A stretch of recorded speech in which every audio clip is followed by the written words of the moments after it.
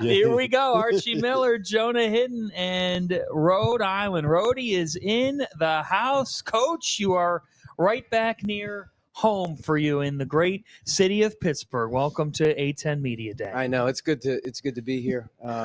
Flying into Pittsburgh brings back a lot of memories. This is a great venue.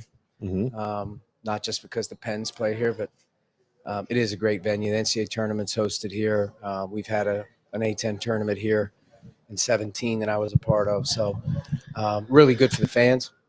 You know, just being able to get down here, it's a little bit more easy than some. So we're excited to be here. It's really cool when you I haven't driven into Pittsburgh in a long time. When you come through the tunnel and you're driving in from the airport and it's just dark, and then all of a sudden you come out of this tunnel and it opens up and you're driving onto this bridge and you see the skyline of Pittsburgh over here. It is awesome. It is gorgeous. And if you look off to your left, what do you see over there?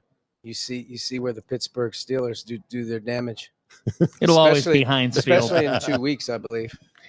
Yeah, in 2 weeks. Yeah, a little over. I mean, if the Pittsburgh Steelers show up in 2 weeks, they'll be off by a couple of days. But a little less than 2 weeks, they have the Cleveland Browns. And I have – this is a true story.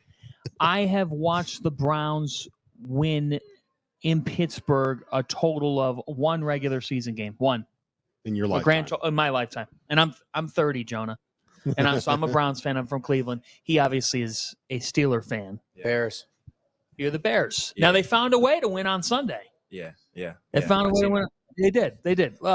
Let's turn to basketball because my football conversation will not go well. Trevor just yelled in my ear, "Yes, sir," when he started talking about the Bears. Yeah, good win.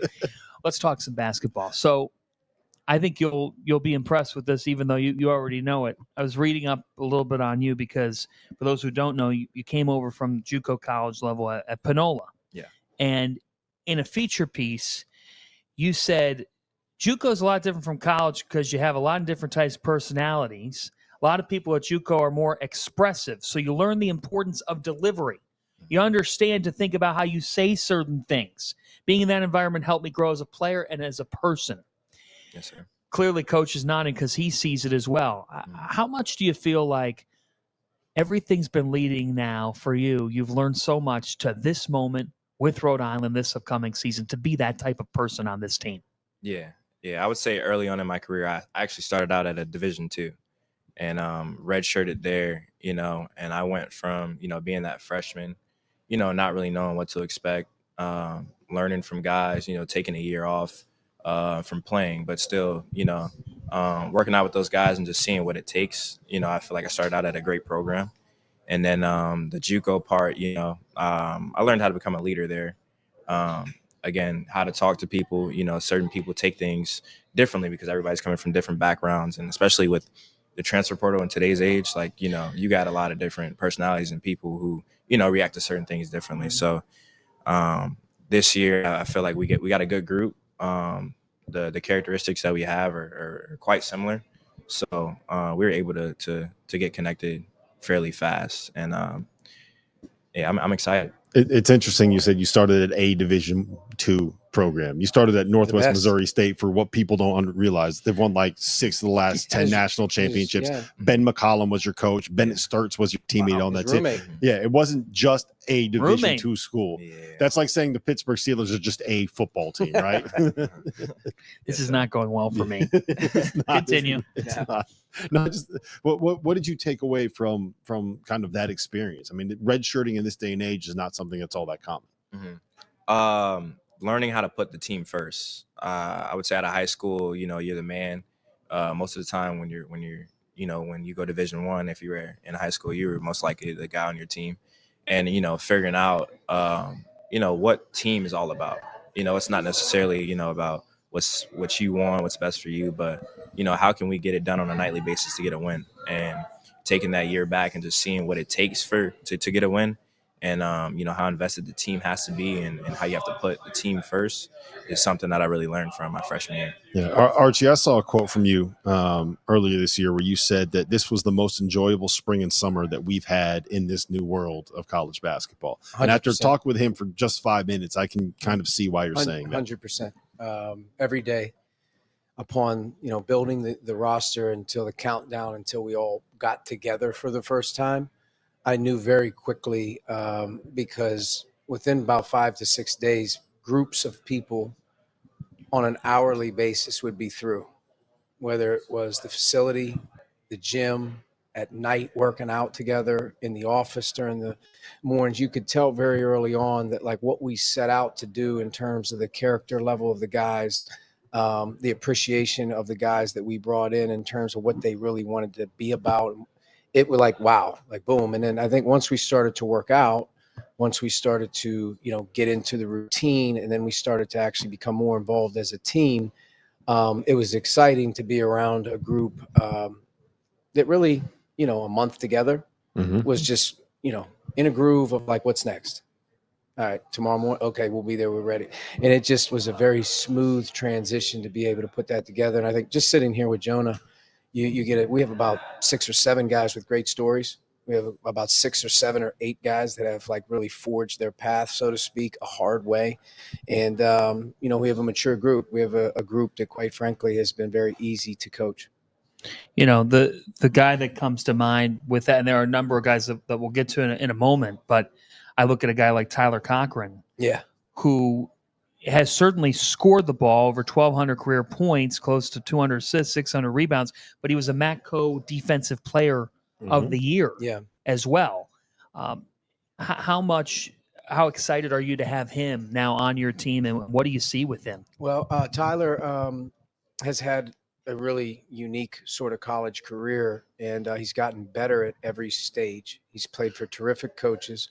The year that you're talking about on that Toledo team, they were fantastic. He and his teammates, who all went at a lot of different spots and have hit it big in terms of college basketball. But he was very unique. If you talk to coaches that are in the league with him, or you talk to coaches that like would say, what kind of position, they don't really have an answer for him. They don't know, kind of like, they just know he's very, very unique. And what we found out was he can disrupt games. He has a very instinctive way of getting deflections. He gets his hands on a lot of basketballs, like he's just around that. The second thing that really comes to, my mind when you think about him is it's really not the scoring, it's the playmaking. Not only can he play defense, create some problems, but as a 225-pound perimeter player, you got to decide who you want on him, and he can really pass. He does a really good job. So he's coming off an injury, and not playing a year ago, it will take him time. Coming back from the surgery that he had and getting back into shape will take time, but he's ready to go. Where is he in that process now? All summer long was being smart in terms of not doing too much. I didn't want to ramp him up. We didn't want to ramp him up where at the end of the day, he just got back into the same groove, having to take time off. So the big thing this summer for him in an 8-week period of time was going from 253 to 225. Wow. So that was a huge deal. He's not going to Can you put me on that program? You got to come and, you got to come and like see to come us. out to Rhode Island as But well. here's the thing I'll tell you, and anybody who's done that has to understand, like, you have to do that. They can get you up in the morning and we can work out, but like your discipline off the floor plays a big role in it. Your commitment level to being able to stay with it. So he got to the level where we felt like, okay, we finally got him back in body wise, where he's going to be ready to go basketball wise to start. Now he's ready to start practice as a full go, which he hasn't been in a long time, but he's unique. So after I got off my flight at about 10:30 last night, I got to the hotel. I had an IPA and a bag of chips. You're saying that's probably not what I should be doing if I want to go from 253 to 225? That's probably the first step. is getting that corrected. Oh man, Jonah, when you think about not just Tyler, but some of the other pieces on this team, versatility is the word that stands out.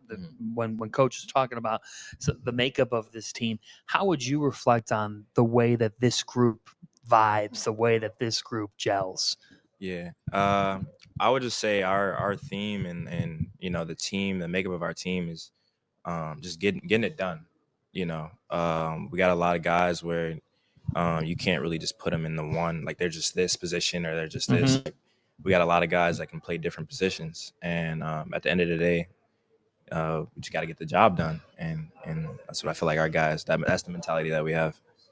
I really like the backcourt and the perimeter that you put together. You mentioned Jonah. You got R.J. Johnson coming in, Miles Corey coming in as well. Was that something that you specifically targeted? It seems like old veteran guards is kind of the game plan that you had.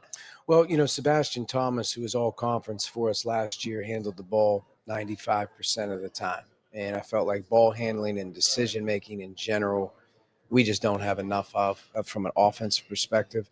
That's why when we went out to obviously, look towards replacing Sebastian's role and whatnot, we needed more than one. Mm-hmm. If RJ Johnson, Miles Corey, and Jonah are on the floor together, there's more ball handling, there's more IQ, there's more skill. It's not really a point guard because you got three of them. Yeah, right. So and I think we also have the ability level to be maybe even bigger, where you're playing Alex Crawford at the 3, and you have Mo Sal at the 4. You could be bigger as well, but always the case in your mind. Our team is old with a lot of experience and age old too. Like we have men, we have grown men, we have mature guys. Miles and RJ both play the position differently. RJ is a very, very quintessential true quarterback. Miles has a little bit more of that explosiveness that you see, which you don't see from smaller guys, but he's very, very explosive in terms of his ability level as an athlete. But we have more ball handling. We have more decision making, and I think Jonah would probably be the first to say we have a lot of guys that can do a lot of different things rather than just be, sort of stationary, or he's a 2, he's a 3. We have combinations where at times we could be really big, we could be small, but I think the one thing that's unique is I think everybody can handle a dribble, pass, and shoot. Mm-hmm. And you've got a schedule. Yes. I know something you believe in. You're going to go to Yale. We always know how the Bulldogs are. You're going to play in the ESPN Events Invitational. Yep. You're going to take that trip to Providence. You're going to take on McNeese and Kingston as well. Even Northeastern. It's not. I mean, they're always well coached. You always know what you're getting into there. The point is, I know you believe in it, but when you assemble things in this slate, going down to Orlando at one point, I don't know if you'll get a little Disney time, hopefully with wins, with wins, maybe that'll happen. But what went into that? Building the schedule, we knew we'd be on the road with 2 true road games against NCAA tournament type teams. Yale's the best of the best. We've played, this will be the 3rd year in a row we've played them at their place this year. The annual Ocean State rivalry game with Providence, doesn't really matter what's going on that day. That's a big deal, right? So, and playing over there this year. So we knew we'd have that. Getting back into a groove with the MTE Orlando. Mm-hmm. The field is really sneaky underrated, powerful. If you look at the teams in that field of that tournament, all of them are going to have a chance to either be at the top of their league, postseason, and NCAA berth. You'll see a bunch of teams out of that field. We play Towson to open, and that's going to be the CAA maybe favorite, right? Yeah. And last year they had a fantastic year. They bring their whole team back. McNeese in Rhode Island. Huge game. They obviously played in the NCAA tournament last year. They'll switch. Coach Armstrong will do a great job as he comes in. They got a great roster. But we need to beef that up. We need to be ready to go when we get into conference play. League play's tough. On the road's tough. So we'll be battle tested.